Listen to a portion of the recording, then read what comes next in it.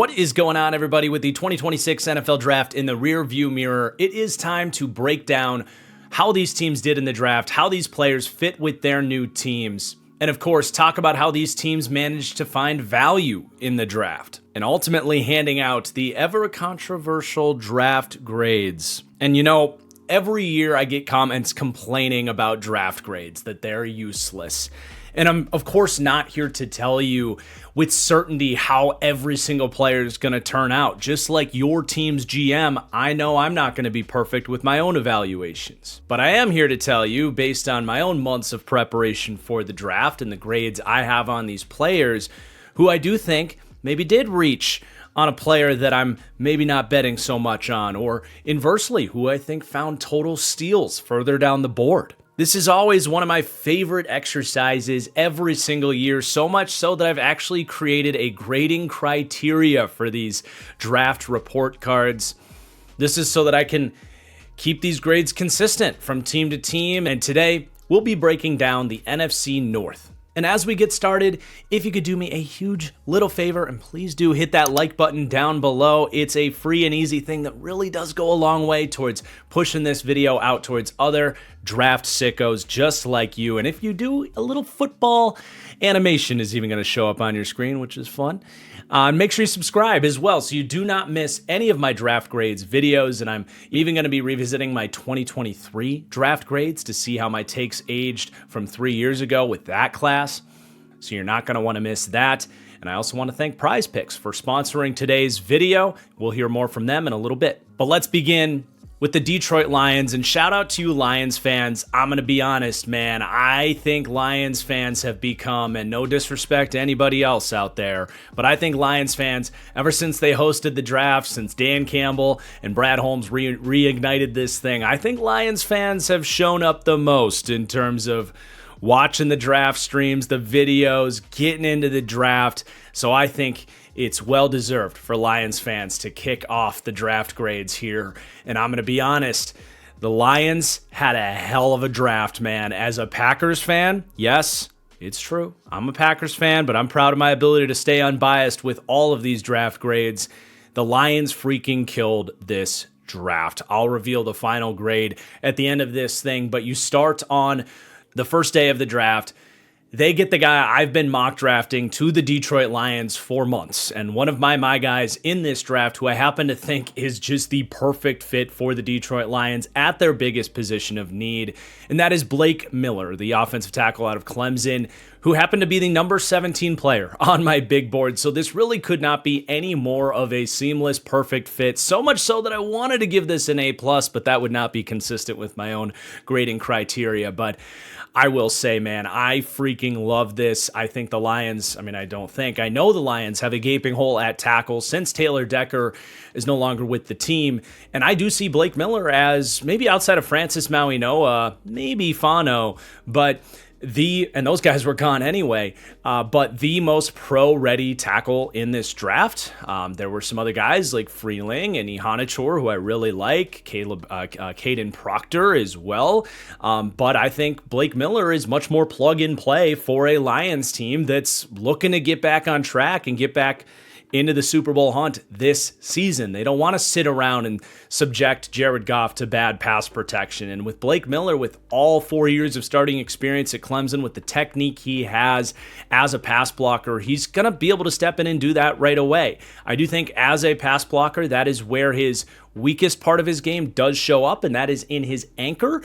I do think getting in that Lions weight room with these guys is going to do him wonders, because if he can just add a little bit more core strength and get a little bit better with that anchor, I do think Blake Miller can be kind of a Pro Bowl caliber, kind of almost Taylor Decker level tackle for the Lions. And that's the other thing is, even though these other tackles maybe did have a tick better upside, and we spent so much time talking about that with these other tackles, I think Blake Miller's upside got completely swept under the rug in this draft class with all of these tackles, because Blake Miller is a great athlete. He is a phenomenal run blocker, maybe up there with any of these first-round tackles for how good he is as a run blocker. Just gets after it, has plenty of athleticism to reach his landmarks, stay square as a blocker. There's still some stuff to clean up. He can lean and fall off blocks at times. So there's still aspects of development there, but I absolutely see why the Lions loved him. This is a phenomenal pick, the definition of an A-graded pick for me.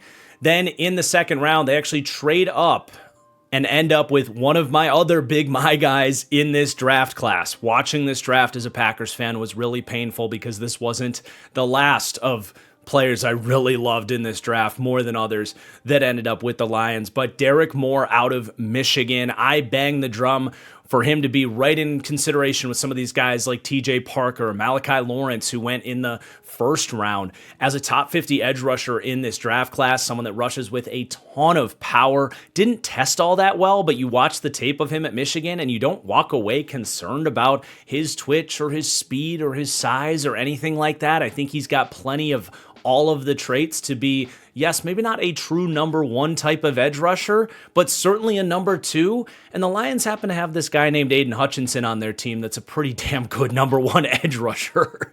So to finally get the Lions a compliment to Hutchinson that honestly, that's been a big weakness for this Lions team, is to just have a Robin to Aiden Hutchinson's Batman. I really think they found it here.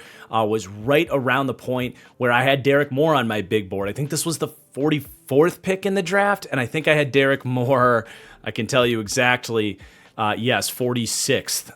So the value is just absolutely par for the course and excellent fits, and he stays close to home. It's hard not to love that as well. No third round pick because of the Isaac Tesla madness last year. And by the way, I'm grading based on the picks that the teams had heading into draft weekend. I'm evaluating how these teams did with their draft process over the weekend. So when we get to the Packers, we're not really going to factor in the fact that they didn't have a first round pick. We're evaluating their process and putting a final grade on that, not necessarily putting a grade on the overall haul of the draft. I think there's two different ways to look at draft grades, and I'm looking at the process, not necessarily the haul. Before we go any further, I want to thank the sponsor for today's show, Prize Picks, America's #1 sports picks app. On Prize Picks, they have an easy-to-use app where you have a chance and win some money, stringing together lineups where you'll pick any number of player stats, picking more or less on all the sports, all the stats. So whether it's football, picking touchdowns and passing yards, baseball, strikeouts, hockey, you get the point. They have so many options on Prize Picks. They even have team picks now where you can pick the winner, the spread, and totals on any major game. And that's available in most states, including Texas, California, and Florida. And one thing Prize Picks has that I'm excited about is you can follow my handle at TFG_football and follow along with all of my picks throughout the summer. I'll be putting together baseball lineups. I have really reestablished my love of the game of baseball, something that goes way back to when I was just a puppy. But having Prize Picks lineups to give you a little rooting interest and a chance to win some extra money is something I have really enjoyed as the baseball season has already begun. And we're going to be diving deep into the stats and trying to pick some winners when football season rolls around. So when you sign up, Prize Picks will give you $50 in bonus lineups. It's going to be code HMA when you do sign up, or click that link in the description below. So thank you to Prize Picks for sponsoring today's show, and let's get back to it. So we get to day 3 for the Lions, and again, they get a complete and utter my guy, Jimmy Rolder. This is close to being a steal graded pick for me, but this is still, as much as I loved Jimmy Rolder, this is still within the range of where I kind of had him graded. 3rd to a 4th round grade on Jimmy Rolder. He ended up my number 10 linebacker in this draft class. I was higher on him, but so were the Lions clearly here than consensus out there.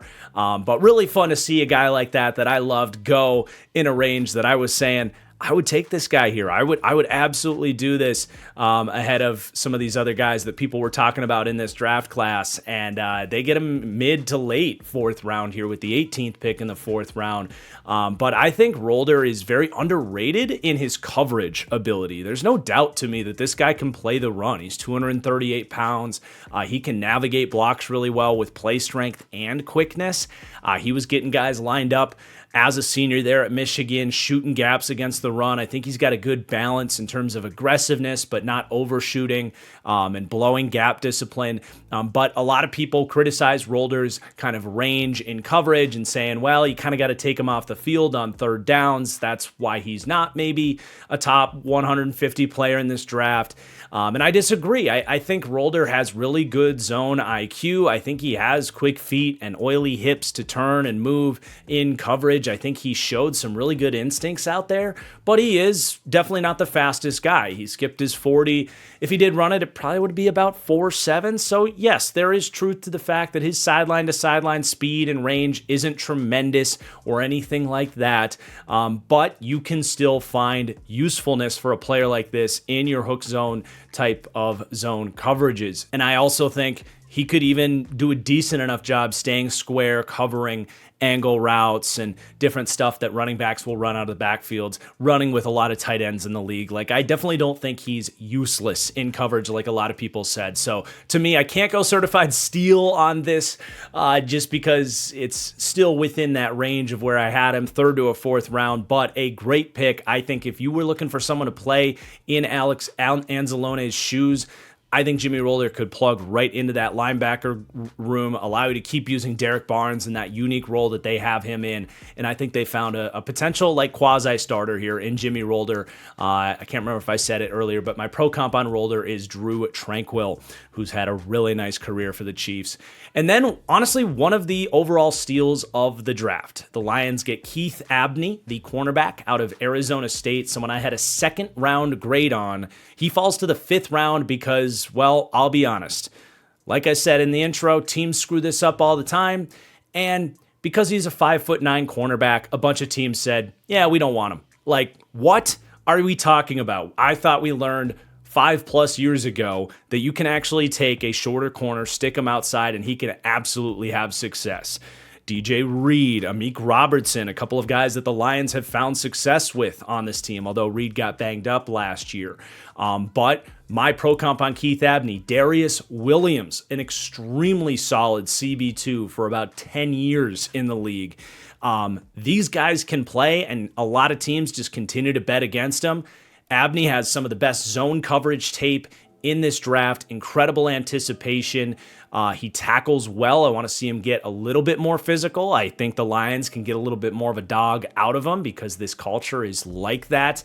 What gets me really excited, though, about this pick actually goes back to something I have talked about with the Lions now for months. And I believe in my New Year's resolutions podcast, I did, something for the new year for every team to get better, basically. I talked about how the Detroit Lions need to look themselves in the mirror and change their identity on the defensive side of the ball. I'll say this as a Packers fan. Going into that game against the Lions, it's kind of like, well, we're not really going to stop them, but we might outscore them because we know they're going to come out in man coverage. They're going to think they're tough and they can play press man all day. And it's predictable. And honestly, they don't have the horses to do it in their secondary, not at outside cornerback.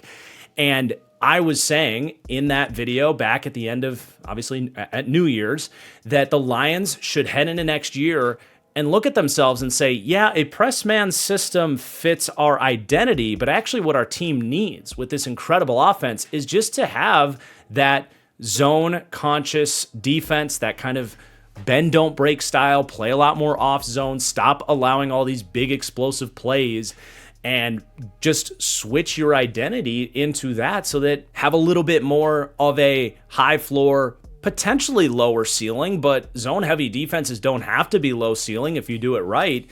And also, put yourself in a position where you realize, look, we're a good team. It's going to be really hard to fill out our secondary when we don't have a ton of free agent money to throw around. We're not picking at the top of these drafts where the top corners often go.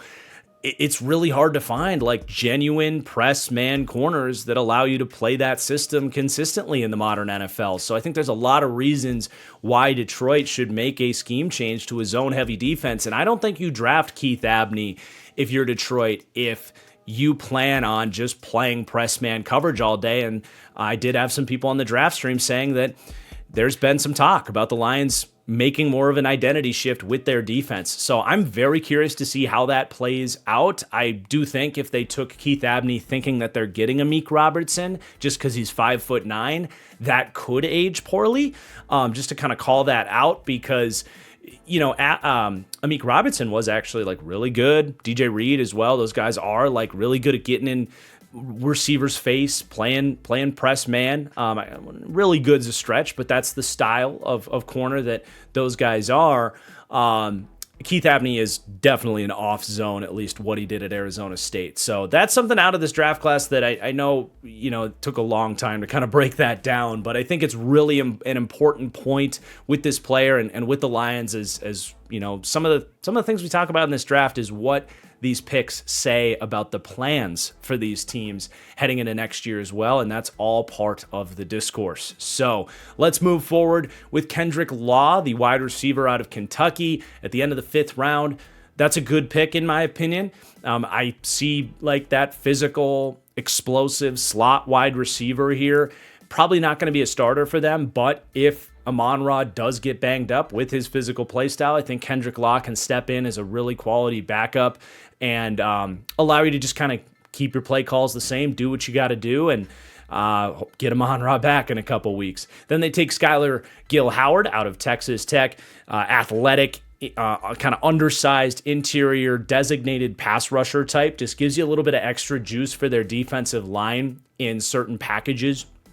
Adam fit the 6th round. I thought there were some pretty interesting flashes on tape. He's got some of those finesse style moves that can work. He got injured and missed the second half of that incredible Texas Tech season, which was a bummer, probably knocked him down about a round.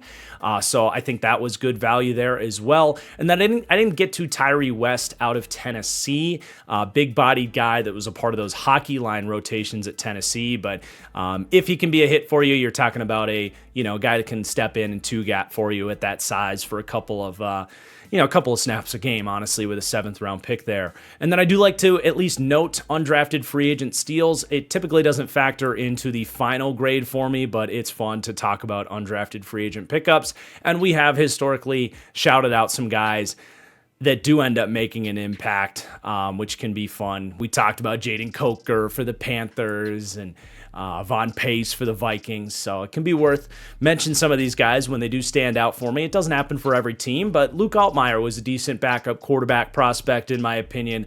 Could be someone that, if Goff goes down, he can keep the boat from sinking for a game as a cheap, undrafted rookie contract. But my final grade for the Detroit Lions is going to be an A+. An A+ to me has to be really no relevant criticisms of any pick, making sure the team came away plugging needs when it was appropriate, and also getting at some point in the draft like surplus bonus value. And that Keith Abney pick especially is a tremendous steal for this team. I think the Lions absolutely killed it, and this draft gave them, I think, everything that they're going to need to be equipped to be back this year in 2026.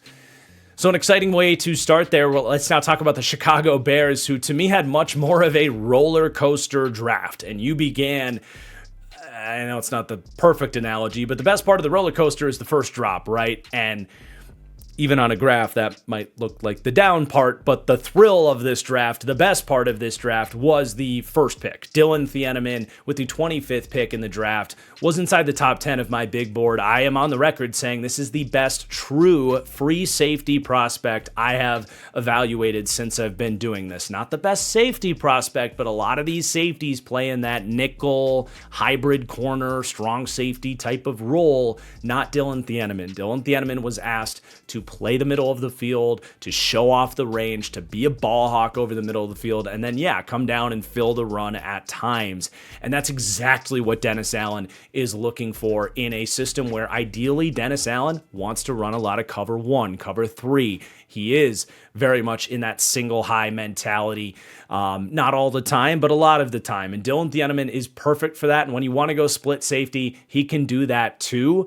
I just love this player. To get him this late in the draft, I think a lot of teams screwed up not taking a player of this caliber, and the Bears were to benefit. So an A+ pick, one of the best values in the entire draft for any team right there, Dylan Thieneman. But then you go to the end of the second round, and this is where some of the fun begins with draft grades, where I'm sticking my evaluations out there and standing on business and saying, look, I don't think Logan Jones was worth this pick where they took him. This was the 57th pick in the draft. I had an early day 3 grade on Logan Jones, and I really disagree with going with a player like this at this spot. So this gets a D grade for me. I do think he can be kind of a Band-Aid starting center in the league, but to me, he is undersized. He doesn't have great play strength. I think he is a guy that, yes, can block wide zone. Yes, is a great athlete. And in a system like this, as a sixth-year player that played at Iowa, there is a very nice, secure floor with this type of guy. And I even ironically said in a video a few weeks ago that Logan Jones is the kind of guy to me that say I'm the Bears and I didn't make the Bradbury trade, then I would draft Logan Jones because I think he can plug in and give you adequate center play right away. But the thing is, the Bears did make the Bradbury acquisition. Yes, your all-pro center retired and it sent you into an offseason panic, but that doesn't mean this was the best use of this pick. I don't see a world where Logan Jones beats out Bradbury now, and I don't see a world where Logan Jones becomes much more than what Bradbury has been in the NFL. And I actually think if you're taking a guy that's going to sit for a year, but does have maybe some potential to be your long-term center, I would have gone with Connor Lew out of Auburn, who is coming off the ACL, but is 20, maybe 21 years old, but a true junior coming out of Auburn that has all of the athletic tools. He's very much a scheme fit. I'm not going to criticize teams for not taking this guy over this guy when it's not a scheme fit. I understand that, but Connor Lew very much is the athlete like a Logan Jones who has a wider base, who has bulked up and projects as maybe having better play strength and upside. So if Logan Jones isn't going to start for you right away, and I very much don't think he will, I would have gone with a different position, and I also just think it's a reach. I don't think this is a truly devastating pick. I still think they could end up with a low-caliber starting center, let Bradbury go after this year and save a little money on him on a rookie contract. But I will say that you didn't address defensive line in this draft at all. I mean, late sixth round, you get a project in Vandenberg who we'll talk about. But if I'm looking at this draft as a Packers fan, I was horrified when they got Dylan Thieneman, and then it was, okay, well, let's see what they do with those 2 second-round picks to address the defensive line that so obviously needs help, because nobody gets off the bus to go visit Soldier Field and is like, oh no, we're not going to be able to throw on these guys. In fact, it's more of a level of comfort knowing that they're going to have all day to throw on the Bears defense, and they didn't do anything to address that. In a draft where I think there was certainly edge depth, you could have either moved up with some of those second rounders. You could have gotten aggressive after, okay, I have no issue with taking Dylan Thieneman. A player that good falls to you, you have to take him. But I still think looking at a team in a win now window, you should have been a little more aggressive, in my opinion, to walk out of this draft with more impact help on the defensive line. Instead, you get a backup center with low upside. So I really don't like that. And then they do move down with that other second round pick. They moved down a few spots and they end up with Sam Roush. And I do like this pick. I like Sam Roush. Obviously, Cole Kmet is going to have to hire a real estate agent because whether it's this year or after this year, Cole Kmet will be on the way out. And Roush has a really good projection as a big, true Y tight end, which when you have a guy like Loveland that has bulked up and can be your starting wide tight end, but also does slot wide receiver and F tight end and 12 personnel stuff so well in a lot of the obviously like Sam Laporta role type of stuff that Ben Johnson has in this playbook. You want to have that Brock Wright, a Cole Kmet, but honestly, Cole Kmet is a solid but not amazing run blocker and has kind of stalled out as that. Sam Roush, if he can clean up some stuff, can be at 270 pounds. I think one of the better run blocking tight ends in the league. I will say I was a little bit underwhelmed by the consistency of his run blocking tape, but the size, the willingness, and the good reps are all there. But I definitely see how he fits in a Ben Johnson offense, and the potential with him and Loveland together to force defenses into a dilemma is really promising. And Roush can do some stuff as a receiver as well. I do think he's pretty stiff and never going to be this like super high upside guy. That's why I had him as a third round piece. But I definitely see why they like him, why they took him. I gave this an A. And it's just going to be fascinating to see if that means Kmet is out now or if Roush maybe gets a year to develop. You can play 13 personnel with him for this year if you want. And then eventually Cole Kmet will be on the outs. But they might have to play some 13 personnel because they have 2 wide receivers on this team. And I think they made one of the worst picks in the NFL draft when they took Xavier Thomas at the end of the 3rd round. I hardly had a draftable grade on Xavier Thomas, a 6th to priority free agent grade. Spent years at LSU, an offense that had NFL quality quarterback play, right? Garrett Nussmeier was there, a distributor of the football. This wasn't a situation that you see for a lot of speedsters in the NFL that it's like, well, he's getting open, he's getting down the field, he's utilizing that speed, he's running good routes, but the quarterback play was so bad, and that's why he didn't produce. That's not the case with Xavier Thomas. Thomas struggles with physicality. He doesn't have good hands. There wasn't a whole lot to like in Xavier Thomas's game, other than the fact that, yeah, he ran a 4.28. Man, to me, there was just so many other guys in the role that I think Ben Johnson is looking for here that would have been better. I'm curious to track how he compares to Brennan Thompson, who goes to the Miami Dolphins. Sorry, I've got the McDaniel of it all stuck in my head. He goes to the Chargers at the top of the 4th round. I think that's the guy that the Bears should have took, someone that actually runs routes, that showed that he can track the deep ball in college. And to me, he plays with even better on-tape track speed and did run a ridiculous 40 time on top of it all. So I really, that's pretty freaking inexplicable to me to go with Xavier Thomas over Brennan Thompson especially. But if you're looking for speed, I mean, there was so many other guys in this draft. There was a long list of awesome vertical threats that they could have targeted that they didn't go with. Not to mention you just entirely reached on the player. And again, you ignore defensive line. An interesting prospect like Jayshon Barham goes to the Cowboys a few picks later. I would have liked that much better. So this was, to me, one of the worst picks in the draft, kind of continuing this roller coaster of emotions with this Bears draft. But you get to day 3, and I think they crushed day 3. You get Malik Muhammad, who's a really nice developmental corner who can play inside and out. I don't think he gets into the starting lineup year 1, but he tackles, he's physical, he moves really well, a little bit grabby, and just some stuff to clean up with his footwork and overall technique and consistency, but definitely was a 3rd round caliber project. Well, not project, but like, close to starting, but just needs a little bit of refinement type of corner. So I wouldn't be surprised if he's their starting slot or outside corner within the first couple of years. And to get that in the 4th round is a really great pick. And then they got great value in the 5th round in Keyshawn Elliott. And, this is one of those deals where I'll always call it out.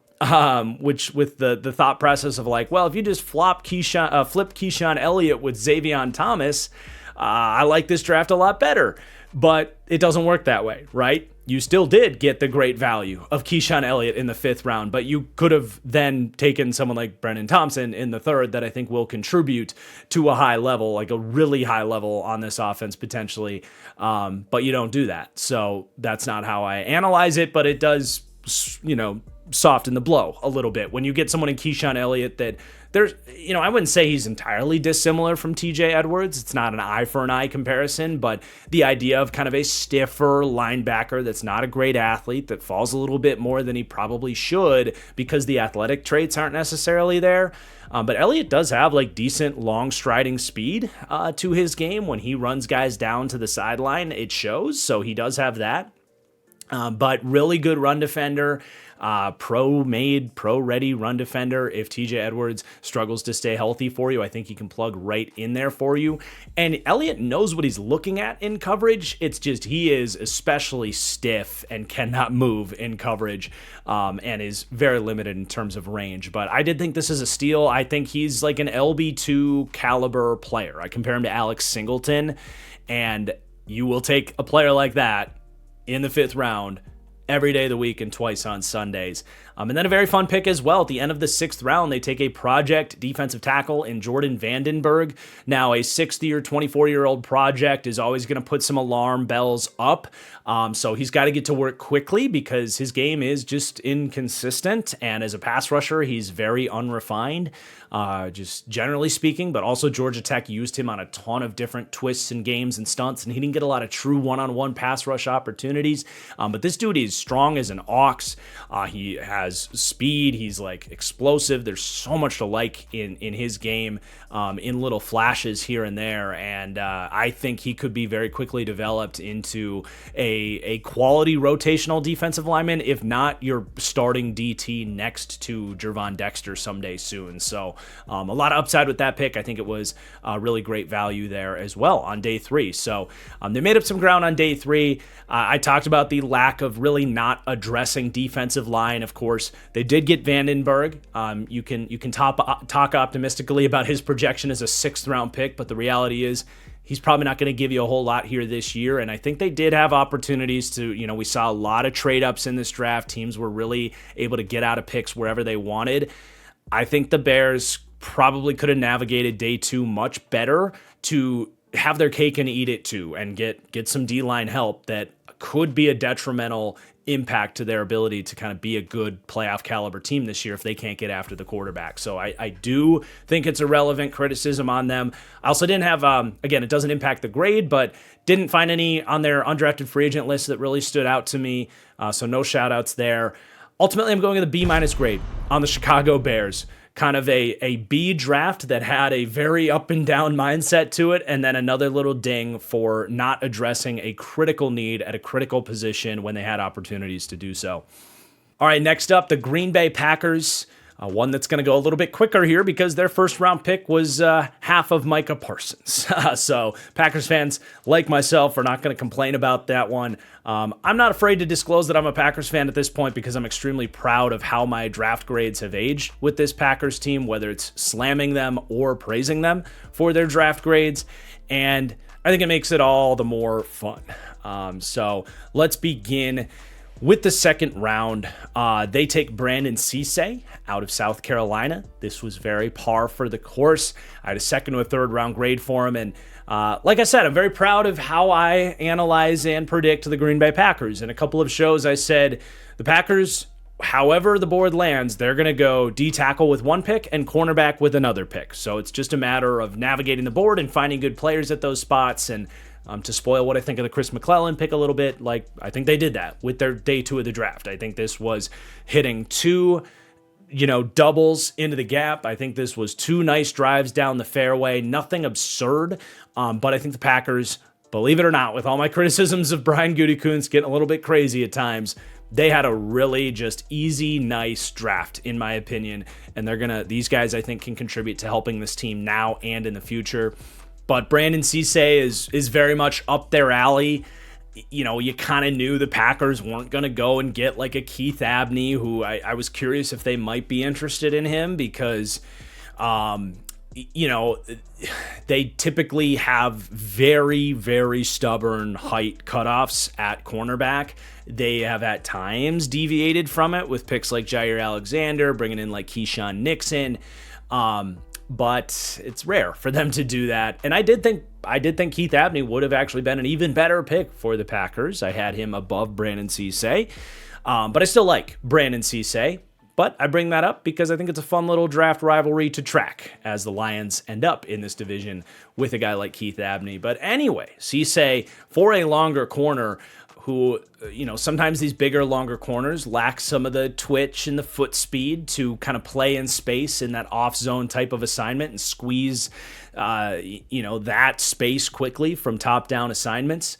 I think Brandon Cisse can do that because he is excellent in his mental anticipation. The second you see a receiver begin his break, that signal gets sent to his body immediately. And it's a lot of times he's covering guys like he knew what the play was, like a step ahead of the receiver running the route for the guy. So I do think you see the mental side of things with Brandon Cisse, even though at South Carolina, they had him in a lot of press man type of situations where he was pretty good in a, bump and run type of ask as well. So I think he gives you flexibility to be a little bit more, run a little bit more man coverage with him if you want to.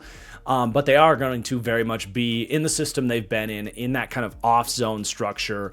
And I think he can do that really well. So very good pick for Cisse there. And then they come up a few picks to get Chris McClellan. Nothing crazy. They gave up a 5th-round pick to make this happen. And with the way the D tackle board was starting to fall, I'm glad that they did. I'm glad that they went and got this guy, and a guy that really fits their system and has starter potential. I really like Chris McClellan in both phases. I think he's got the size and tenacity and technique to play the run, and I was really impressed by some of the different pass rush moves we saw him break out. He's got power. He's got get off. There's just a lot to like in his game.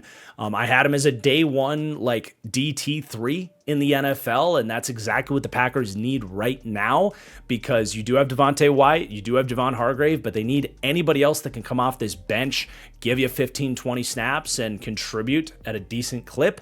And then I think McClellan does have developmental upside to keep getting better with his traits, and eventually, maybe next year, step in and replace Javon Hargrave. So big fan of this pick as well. Had him smack dab in the middle of the 3rd round, and that's where the Packers come up and get him. So again, 2 very, very nice doubles into the gap for the Packers there with their first 2 picks. They didn't screw it up.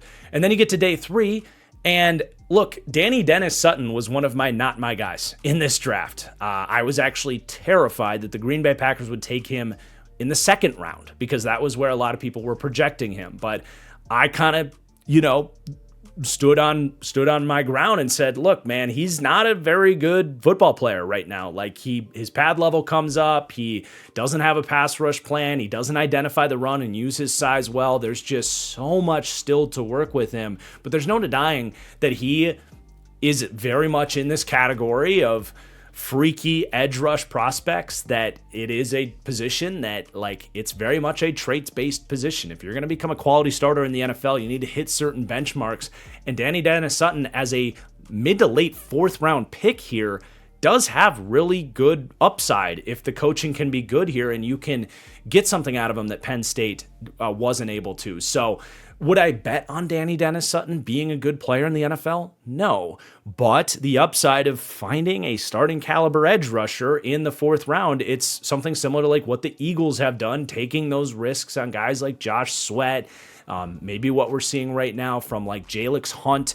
This is that category of draft pick, but late in the 4th round, that's great value. I had a third to a 4th round grade on Danny Dennis Sutton, and you ultimately get him in that range anyway. So very much in favor of the dart throw there at an edge position that the Packers do need some more players in that room. And then you go in the 5th round and find really excellent value, in my opinion, in Jaeger Burton out of Kentucky, who was one of my favorite true centers in this draft. It'll be very fun to track here as well. Like we said, comparing Brandon Cisse to Keith Abney, comparing Jaeger Burton to Logan Jones, who I actually had Jaeger Burton just one spot above Logan Jones on my own draft board. So we'll see who ends up the better center here. He actually kind of reminds me a decent amount of Josh Myers, where he is a big, wide center prospect, tested well in terms of 40-yard dash and has pretty solid explosive traits about him. I still think he has room to get a little bit stronger, and I felt like his tape was pretty inconsistent in terms of you would see him lean a little bit. Slower feet for a guy that tested so well. I don't think his agility is great, so there's times where he kind of whiffs, especially when he's climbing to the 2nd level on a combo block and he's trying to get a linebacker at the next level. Like, he's got to do a better job at like calculating angles and staying square and having those blocks with confidence. But I do think he's a pretty damn solid pass blocker as well, especially for a 5th round prospect. So this is very much a projectable Packers day 3 offensive line pick that they've been making these types of picks for 20 years, and they just find their way to being quality starters, and then oftentimes they'll let them go in free agency. That feels very much par for the course for what the Packers have done, and they could use some center help, to be honest, because Sean Ryan is their slated center, but he wasn't as good at center as he is at guard, in my opinion, and he's getting his first full offseason as an actual center. That was commendable that Sean Ryan was able to start snapping in the middle of the season and make that transition after never doing it before. But there's a chance they come out of camp and say, you know what, Jager Burton's actually better at center. We're going to put Ryan back at guard, and now we've got O-line depth. So we'll see what ends up happening this year. But I definitely think long-term he has starter potential in the 5th round. So that's a great pick. I wasn't the biggest Domani Jackson fan, who they take at the end of the 6th round. I really hope, he's physical and is willing to play special teams for them with that track speed that he has. But, a 5-star recruit that never figured it out at Alabama, I have a hard time believing you're going to figure it out in the NFL. But he is fast and has the traits, and maybe he surprises. So that was what it was as a 6th round pick. I think the process is reasonable, but nothing exciting. And then I love them taking a kicker in Trey Smack. I don't get to kickers for my own draft guide, but I did have to refer to Trevor Sikkema, who is a Florida fan. And I texted him. I was like, do we get the stamp of approval on Trey Smack? And Trevor was like, yeah, kid's a stud. You got a good kicker. And I'm like, hell yeah, that's what we need, man. The kicker situation in Green Bay was brutal last year.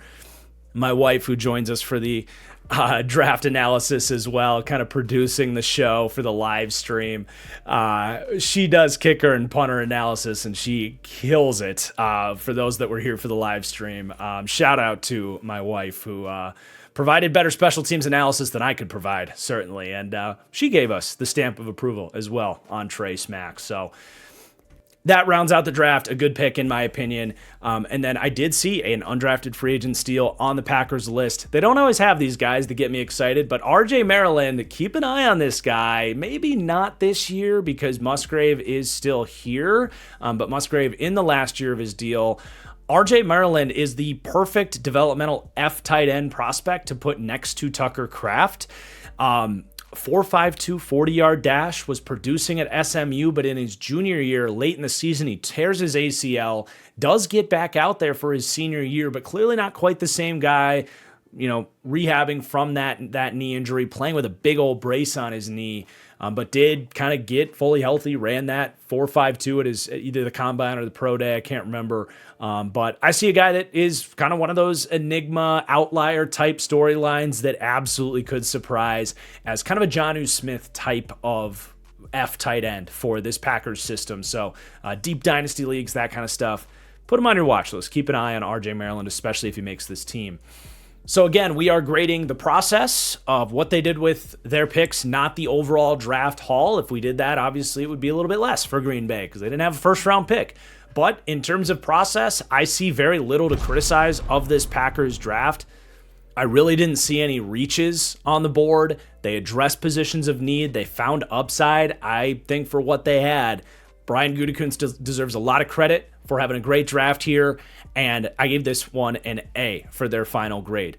And then we have the Minnesota Vikings, which was a draft that, again, had a lot of ups and downs. So they begin in the first round, kind of shocking a lot of people, taking Caleb Banks, the kind of injury-prone, kind of foot injury concerns, monster defensive tackle out of Florida.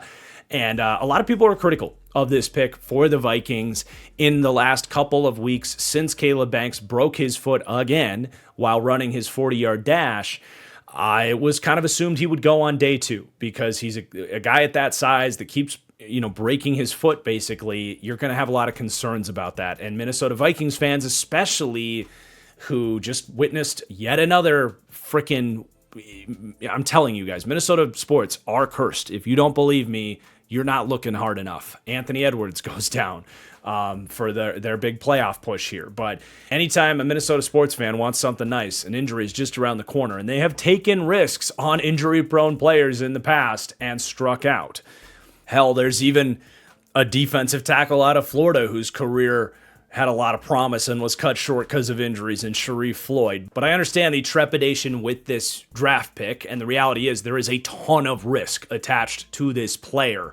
But I am still higher on this because of the upside with Caleb Banks if he can stay healthy. And if everybody's going to celebrate the Jordan Tyson pick at number 8, I don't know why we shouldn't celebrate, to an extent, the Caleb Banks pick at the number 18 spot. Because I genuinely do believe he has Chris Jones type of upside. The way he dominates SEC linemen on tape, You got to take note of that. And people say he's raw. I disagree that he's raw. I think his game will translate very quickly if he's on the field. Not to mention the fact that you are pairing him with Brian Flores that's going to put him in positions to tee off on certain matchup advantages. And this was a monster need. Arguably the biggest need on the Vikings roster was interior defensive line help, so much that they addressed it twice here in this draft. So I actually think there is a lot to like about this draft pick. Is it still a little bit earlier than I was comfortable with the risk on the foot injury on Caleb Banks? Yes, by a few spots. And I think you can also bring up some slight critiques of, as much as I like Caleb Banks, Dylan Thieneman was right there and would have been an easy pick to make. I also think Mekhi Lemon at a wide receiver position that has some future question marks added outside of Justin Jefferson would have been an excellent fit with this team as well. Both those guys were top 10 players in the draft for me. So if I'm following my board, I do see that as passing up on even better picks that would have been available for this team. However, I am a little bit higher on this than I think I've seen from most people. I really hope he can stay healthy, and if he does, I think this is a pick we look back on and say that was a good decision for the Vikings, but obviously the injury risks are tremendous. Pretty good chance he's not going to be able to stay healthy, in which case they kind of lit the 18th pick on fire. So we'll see how this thing all plays out, but I did settle on a B pick there. And then you get to day 2 of the draft, and they just kept arming Brian Flores with unique chess pieces. I actually had a tweet the night after the draft ended. I was heading out to dinner, knew I was going to be getting into these drafts in depth, but I wanted to kind of shoot out some of my, 2 or 3 favorite things that stood out to me immediately from the NFL draft. And one of those 3 things was actually how excited I am to see Brian Flores get to cook with all of these different unique pieces. You have Caleb Banks as this rare specimen on the interior of the D-line. You have Jake Golday here, who we'll discuss, and then Big Citrus Dominique Orange as well, who's a different type of player than Caleb Banks. It's going to be fun to see, in my opinion, the best defensive mind, the best schemer, the best coach at putting guys on his side of the ball in a position to succeed get such unique players. Honestly, these are all guys that have deficiencies about them, but things that are kind of trump cards and things that you can leverage in when put in the right position. So Jake Golday, the definition of that kind of player. He is a 6'4", 240-pound freak athlete linebacker who was asked to play mostly slot cornerback and off the edge at Cincinnati. They are going to translate him to more of that inside linebacker role in this defense, but his ability to play off the edge, and he did it at a decent level, honestly, at Cincinnati. I think you can stick him out there on early downs as kind of a second Andrew Van Ginkel, and probably played a little bit of a role in them finally trading Jonathan Grenard. If my memory serves me right, I believe that not long after they landed Jake Golday, they traded Grenard. I think that was the timeline. So they were just maybe waiting to see if they get the guy, because obviously they run a lot of unique fronts. They run a ton of that 5-1 base front, and you have Blake Cashman as your one linebacker there. But Jake Golday, who was in many of Cincinnati's defenses, he was the outside backer in a 5-1 or 3-3-5 type of structure that the Vikings run. So I very much expect Golday to play a little bit of a hybrid role here on top of being groomed behind Blake Cashman as a linebacker, but he's an excellent blitzer. He has speed to play out in the slot. There's so many different ways you can use Jake Golday right now as he kind of develops more of an NFL skill set. So I love the value. He was actually the number 52 player on my big board. He goes 51 right there, so that checks out, and I obviously love the fit as well, so I gave that an A. And then Dominique Orange, Big Citrus. I had to put Big Citrus on the screen there. It's just an all-time elite nickname, and makes him even more likable as a player.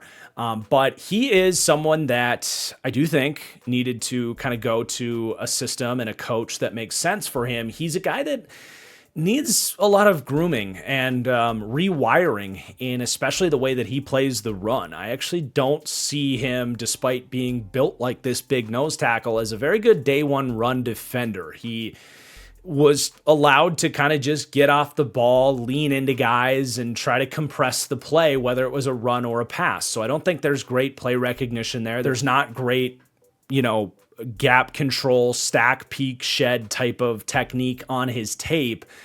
He was just there to blow shit up, frankly, and he was really good at that. It would show up against the run at times, but especially as a just pocket compressing, pocket condensing bull rusher, I think that trade is going to play. He's got decent get off for such a big guy, and he's just so strong and willing to just get up and under your pads and walk you backwards. And when you now have that next to Caleb Banks, who's I think going to be moving all over the place, and Banks does have a bull rush, but he wins with a lot of like lateral hitting, swim moves, and that kind of stuff. Like, he's going to be able to maximize the extra space that's created from a guy like Dominique Orange next to him, not to mention all the blitzes and the loopers and the different stuff that Brian Flores does to get after the quarterback with those amoeba fronts and all the crazy shit that Flores does. Having that just compression of the pocket consistently is going to be an extremely valuable thing to hang your hat on for Flores. So really looking forward to those three pieces coming into this defense. And I think it does kind of make me higher on this Vikings draft, which has been pretty commonly criticized by a lot of people. And then they take Caleb Tiernan at the end of the third round. And I think this makes sense. I did have a third round grade on Tiernan because I see him as like a valuable swing tackle in the NFL right away. He's a mountain of a man. He has excellent feet. He's good enough with his hands.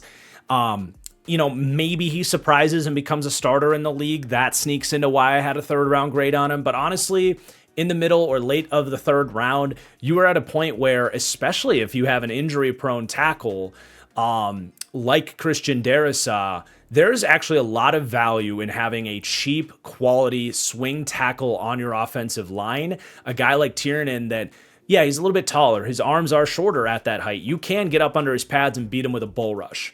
And you might have to deal with a couple extra pressures because of bull rush losses, but he does a decent enough job to re-anchor against it. It's not like he lost to every bull rush he faced in college in the Big Ten. But largely speaking, I think he's a really challenging offensive tackle to get around just because by the physics of it all, he's 6'8", he's got good technique, and he's got really good feet. He's got good athleticism and moves better than anybody that size should be allowed to do. So again, there's potential long-term upside there, but when Christian Darrisaw is missing 6 games every year, you have a guy now for the next 4 years on the cheap that I don't think you're going to have to worry about it as much. And I think that has great value for the Minnesota Vikings where they got him here. Outside of the top, well, actually, I think it was the 98th pick in the draft. So basically like just at the top 100. It was actually the 97th pick, but you get the point. It's great value at that spot. And then the next pick, which they got for part of the Jonathan Grenard trade, which I will discuss a little bit here, especially as it's big news, but it is something I want to factor in. I said I wouldn't include like a Micah Parsons type of deal. We're talking about where these teams were heading into draft weekend, but I have consistently discussed draft day trades as a part of the evaluation of a team's draft. And you give up a genuine number one caliber edge rusher in Jonathan Grenard, choosing not to pay him an extension. You get a pair of third round picks from the Eagles, and not an early third rounder either. This was just about the last pick in the third round, so close to a fourth round value for Grenard in this year's draft. Already not the best return for Jonathan Grenard, but then you spend that pick on, to me, an absolute reach in Jacoby Thomas out of Miami, who to me is a dime a dozen high floor strong safety that probably got overvalued, honestly, because he played on such a great defense and in the spotlight at Miami. I think that can happen sometimes, where you get caught up in the Kool-Aid a little bit with the swagger of a Miami defense when it's like, wait, if we drop this player and put him on just about any other program in the league, he looks like 8 other strong safeties in this draft. I don't see the value. I hardly see him as a high-end fit on this defense as a day one starter, which honestly in the third round, you can find day one starters even this late. I thought Zakee Wheatley, especially if you're looking to replace the Harrison Smith role, I would have loved Zakee Wheatley for this team. that'll be interesting to track. I think Zakee Wheatley, as a 5th-round pick, is going to be starting for the Panthers and will be a better player than Jacoby Thomas. It's part of the fun of these draft grades is tracking that kind of stuff. But I'm willing to put it out there. Like, I think they screwed up with this one. He could end up being a, adequate low-end starting strong safety because they overdrafted him and they're going to put him in that role, and maybe Flores will get the absolute most out of him. But I don't think you needed to take this player here. And if he did go this position, there were better players available. I would also throw on top of this, you had a glaring hole at center. I think any number of the centers we've discussed today already. I mean, obviously, Logan Jones was gone, but we mentioned Connor Liu, still available at this point in the draft. I think Jagger Burton would have been a substantially better pick for the Vikings here at the end of the 3rd round. Another player that the Panthers got, Sam Hecht, would have been a great pick if you wanted to go center or an impactful wide receiver. Try dropping like a true vertical threat like a Brennan Thompson into here. We saw Skylar Bell get drafted in the 4th round. Kevin Coleman Jr. There were opportunities here to get really good wide receivers to give you some flexibility with Jordan Addison in that whole situation. So this was just not a pick I like, and I don't think it's going to age well at all, especially when this is now attached to being half of Jonathan Grenard. It's a lot to ask for Jacoby Thomas. In fact, we can fast forward a second, and I mean, I wouldn't be stunned if the undrafted free agent they got out of James Madison in Jacob Thomas, ironically, at 6 foot, 215 pounds, who ran a 4.44 and got better every year at James Madison, small level of competition, but I wouldn't be stunned if he ends up a better safety than Jacoby Thomas. So will be a fun take to look back on. But let's continue into day 3 for the Vikings. They go the fullback in the 5th round. I mean, it's fine, I guess. Like, I'm not going to be overly critical of it. I would say that, again, wide receiver, center. I understand some more guys were starting to go there, but do we need to go fullback with our first pick on day 3? I don't know. I mean, it's solid. I'm not overly critical of it. Feels like the Vikings have always had a fan favorite fullback, and this year CJ Ham retired, so you got to fill that void. You got to, it's been Klein Saucer to I think it was Kari Blasingame for a few years, then CJ Ham, now Max Bredesen. So you got to get that fullback in the building, I suppose. I do like the pick they made 4 spots later, Charles Demings, 4th, 5th round grade there. So starting to become even a little bit of a value there on Demings. Just a small school developmental athlete that was going to go on the 5th round. I like getting him in the building, start churning out his development under Flores. Definitely has starting traits coming up from that small level of competition. So keep an eye on him to maybe surprise starting potential from him. Then they take Damone Claiborne out of Wake Forest. I was not moved by Claiborne, plays about 190 pounds, moves well, as you expect for a small guy like that. Now, it's the 6th round. It's not the end of the world. I didn't end up putting a draftable grade on Claiborne, and I do think there were other running backs that were better, but clearly they wanted some juice, and they wanted to take that swing on him. It's a player I'm not necessarily betting on, but mid to late 6th, I can see where you get there. And a lot of people said his 2024 tape, when he wasn't dealing with upper body injuries, was much better. So maybe you're betting on that, and he can surprise, so we'll see. And then they take a center that I didn't get to at the end of the draft, Gavin Gerhardt. Maybe he does surprise, but was very much off the radar for me. Would love it if he surprises and we look back on it and say, oh my God, how did that happen? They snuck in Gavin Gerhardt in the 7th round. But obviously, a mid to late 7th round center that nobody else in the NFL took, that was nowhere to be found on the consensus rankings out there, so much so that he wasn't even on my radar. That would be certainly a surprise if he was good. And yeah, like I said, to come out of this draft ignoring wide receiver and center for the most part, I got to add some questions on top of that. Now, we did have another undrafted free agent steal. We mentioned Jacob Thomas, but Marcus Allen as well, an undrafted pickup out of North Carolina, played his ball for Bill Belichick last year. Thought he was a pretty balanced cornerback prospect that just had some inconsistencies on his tape, but was definitely draftable, and wouldn't be surprised if he sneaks onto this team or high on the practice squad and eventually carves out a role, but or at least a backup role. But I ended up going for the final grade on the Vikings, a B-, kind of an up and down draft to discuss. You're trying to weigh the Jonathan Grenard trade in there a little bit as well.